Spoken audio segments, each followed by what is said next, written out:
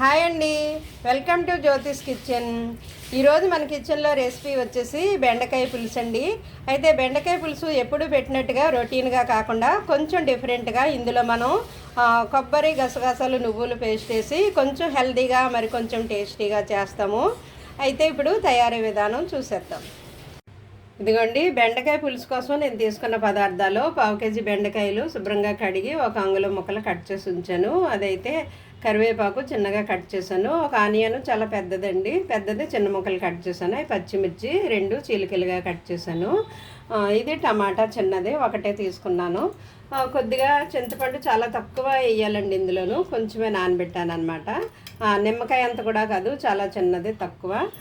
అయితే ఇందులో మసాలా మనము గ్రైండ్ చేసేస్తాము. ఏంటంటే పచ్చి కొబ్బరి, ఇవేమో నువ్వులు 1 స్పూను, ఇవి గసగసాలండి. గసగసాలు అయితే 1/2 స్పూను, నువ్వులు 1 స్పూను, పచ్చి కొబ్బరి అనమాట. ఇవి గ్రైండ్ చేసి కూరలో వేయాలి. ఇప్పుడు స్టార్ట్ చేద్దాం కర్రీ వండడం. ఇదిగోండి, కర్రీ కోసం నేను స్టవ్ ఆన్ చేసి కడాయి పెట్టుకున్నాను. 1 స్పూన్ వేసాను ఆయిల్, 1.5 వేసానండి ఆయిల్. ఓకే, ఆయిల్ హీట్ అయిన తర్వాత ఫస్ట్ మనము ఆనియన్ వేద్దామండి. ఉల్లిపాయలు వేసి ఆగనిద్దాం.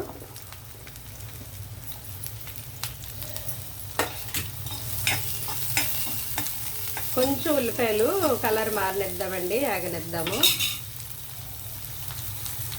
ఇదిగోండి, ఉల్లిపాయలు వేగాయి కదా, ఇప్పుడు మనం టమాటా వేద్దామండి. ఈ టమాటా వేగేటప్పుడే మనం ఉప్పు, కారం, పసుపు వేసేద్దామండి.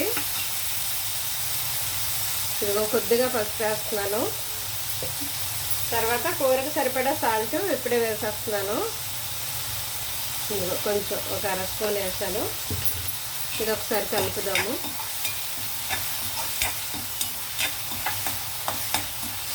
ఇప్పుడే కారం కూడా వేసేద్దామండి. 1 స్పూన్ ఫుల్గా వేసి సగం వేస్తున్నాను, ఎందుకంటే కొబ్బరి పేస్ట్ వేస్తాం కదా ఇందులోను, అందువల్ల కొంచెం చప్పదనం వస్తుంది.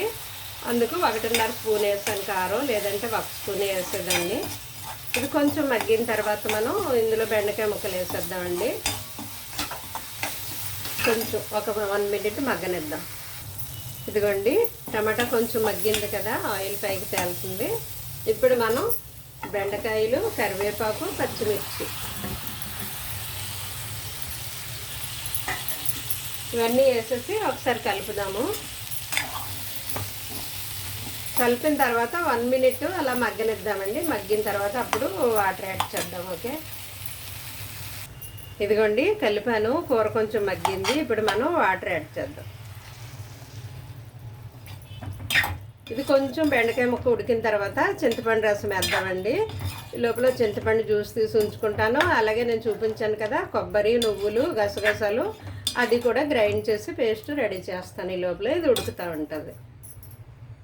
ఇదిగోండి, బెండకాయ కొంచెం ఉడికింది.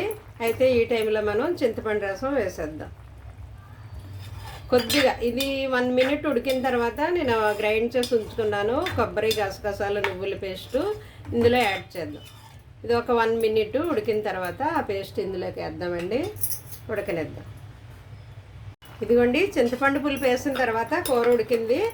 ఇప్పుడు నేను ఈ గ్రైండ్ చేసిన కొబ్బరి పేస్ట్ వేస్తున్నాను ఇందులోను.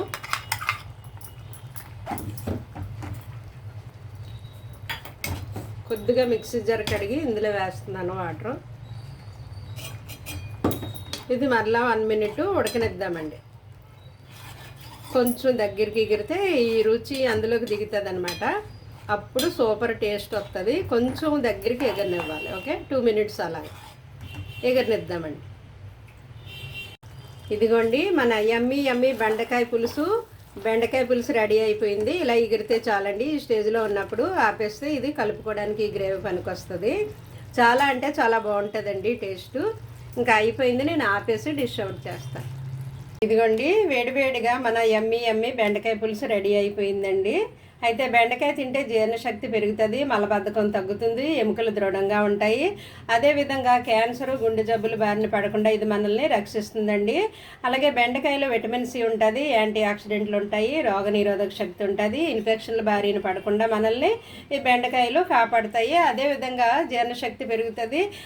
బెండకాయ తింటే మనం వెయిట్ లాస్ కూడా అవుతారండి. వెయిట్ లాస్ అవ్వాలనుకునే వారికి బెస్ట్ ఆప్షన్ అనమాట బెండకాయ తినడము. అలాగే కొబ్బరిలో కూడా మనకి పిండి పదార్థాలు, కొవ్వులు, మాంసకృతులు, విటమిన్లు, ఖనిజాలు, లవణాలు ఇవన్నీ ఉంటాయండి. కొబ్బరి తినడం వల్ల మనకి మేలే జరుగుతుంది. కొబ్బరిలో iron, calcium, fibre, manganese, magnesium, potassium, copper, phosphorus, selenium ఇటువంటి అనేకమైన పోషకాలు ఎక్కువగా ఉంటాయటండి కొబ్బరిలోను. కొబ్బరి ఆరోగ్యానికి ఎంతో మేలు చేస్తుందండి. కొబ్బరిలో క్యాలరీలు ఎక్కువగా ఉంటాయి కాబట్టి ఇది పరిమితిగా తినాలి. ఎందుకంటే షుగర్ ఉన్న వాళ్ళు కొంచెం తక్కువగా తినాలి. అదేవిధంగా బరువు తగ్గాలనుకున్న వారు కూడా కొబ్బరి మితంగా తినాలి. ఎదిగే వయసులో ఉన్న పిల్లలకి, బరువు తక్కువ ఉన్నవారు, వెయిట్ పెరగాలనుకున్నవారు, బలహీనంగా ఉన్నవారు కొబ్బరి ఎక్కువగా తీసుకోవచ్చు అనమాట. ఇదన్నమాట కొబ్బరిలోనూ బెండకాయలో ఉన్న పోషకాలు మనం తెలుసుకున్నాము. ఇదే విధంగా అనేకమైన మంచి మంచి వంటలు హెల్తీగా, ఈజీగా, టేస్టీగా మనం ప్రిపేర్ చేసుకోవచ్చు.